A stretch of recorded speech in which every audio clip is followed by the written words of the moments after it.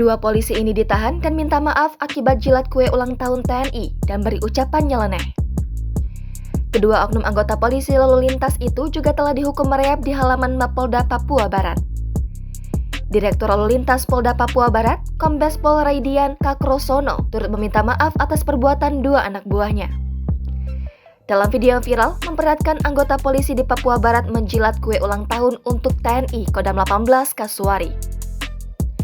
Dalam video tersebut, tampak beberapa polisi berada di dalam mobil.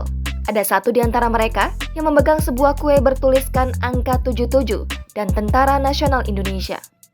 Selamat ulang tahun, semoga kita panjang umur, kata salah seorang polisi dalam video tersebut. Selamat ulang tahun Pak Kwi, semoga tidak panjang umur. Video kemudian memperlihatkan seorang polisi lain yang menjilat kue ulang tahun tersebut. Polisi dalam video itu diketahui adalah Bribda D dan Bribda F, anggota Direktorat Lalu Lintas Polda Papua Barat. Kue itu rencananya akan diberikan sebagai hadiah perayaan HUT ke-77 TNI dan akan dibawa ke markas Kodam 18 Kasuari.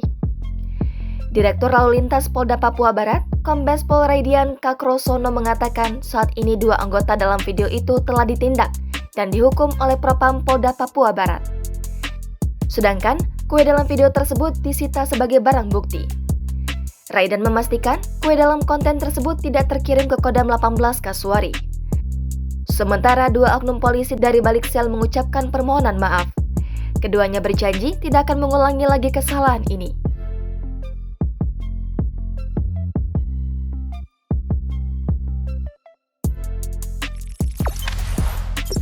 Jangan lupa subscribe, share, komen, dan like ya!